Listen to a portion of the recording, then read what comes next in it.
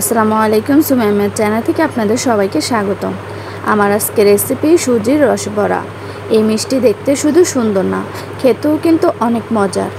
অতিথি আপ্যায়নে অল্প সময়ে বানাতে পারবেন, আপনার ডাইনিং টেবিলে সৌন্দর্য বাড়িয়ে দিবে দ্বিগুণ। আর এই মিষ্টিতে আপনাকে কোনো রকমের বেকিং পাউডার বা বেকিং সোডা ব্যবহার করতে হবে না, খুব ইজিভাবে বানানো হয়ে যায়। আশা করছি আজকের মিষ্টি রেসিপিটা সবার কাছে ভালো লাগবে। মিষ্টি তৈরি করার জন্য চুলায় একটা প্যান বসিয়ে 1 টেবিল চামচ দিয়ে দিচ্ছি ঘি, হাফ কাপ দিয়ে দিচ্ছি সুজি। তারপর এই ঘিয়ের সাথে সুজিটা সময় নিয়ে চুলার আঁচটা একদম কমিয়ে ভাজতে হবে। অল্প আঁচে না ভাজলে কিন্তু সুজিটা নিচে থেকে পুড়ে যেতে পারে। সুজিটা যখন ভাজা হয়ে গেছে, এখানে 1 কাপ দিয়ে দিচ্ছি লিকুইড দুধ। তারপর অনবরত নেড়ে নিচ্ছি। এ সময় কিন্তু নাড়া বন্ধ করা যাবে না, কারণ সুজিটা খুব তাড়াতাড়ি ঘন হয়ে যাবে। 1 কাপ লিকুইড দুধ আমি পুরোটাই দিয়ে দিচ্ছি। তারপর অনবরত নেড়ে চেড়ে মিশিয়ে নিচ্ছি। আর কিছুক্ষণ পরেই দেখা যাবে সুজিটা এই মিশ্রণটা অনেকটা ডুয়ের মতন হয়ে গেছে। ঠিক এই পর্যায় থেকে চুলা থেকে নামিয়ে নিব। চুলা থেকে নামিয়ে একটা প্লেটে নিয়ে নিচ্ছি। তারপর এখানে দিয়ে দিচ্ছি 2 টেবিল চামচ পাউডার মিল্ক। পাউডার মিল্কটা দেওয়ার পর খুব ভালো করে এই ডোটার সাথে মিশিয়ে নেব। তো কেউ যদি সুজির এই ডোটাকে শক্ত মনে করেন, তাহলে 2 টেবিল চামচ লিকুইড দুধ অ্যাড করে দিতে পারেন। তারপর এখান থেকে ছোট ছোট ডো করে নিয়ে নিব, আর এরকম করে বড়ার মতন করে বানিয়ে নিতে হবে।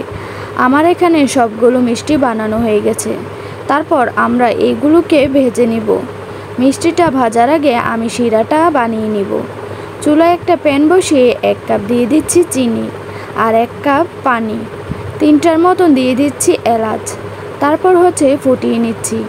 একটু সময় নিয়ে জাল করে নেবেন, তাহলে এই শিরাটা কিছুটা ঘন হয়ে আসবে। খুব বেশি সময় জাল করতে হবে না, 2 থেকে 3 মিনিট জাল করলেই হয়ে যাবে। তো আমাদের শিরাটা এখন তৈরি হয়ে গেছে। তো এখন মিষ্টি ভিজিয়ে নেওয়ার পালা। চুলায় একটা প্যান বসিয়ে পরিমাণ মতন তেল দিয়েছি, আর তেলটা গরম হয়ে গেছে। তারপর এই মিষ্টিগুলোকে দিয়ে দিচ্ছি, আর মিডিয়াম আঁচে ভাজতে হবে। আর ভাজতে ভাজতে কিছুক্ষণ পরেই দেখা যাবে ফুলে গেছে। আর চুলায় আঁচটা মাঝারি রেখে অনবরত নেড়ে চেড়ে লাল করে ভেজে নিতে হবে।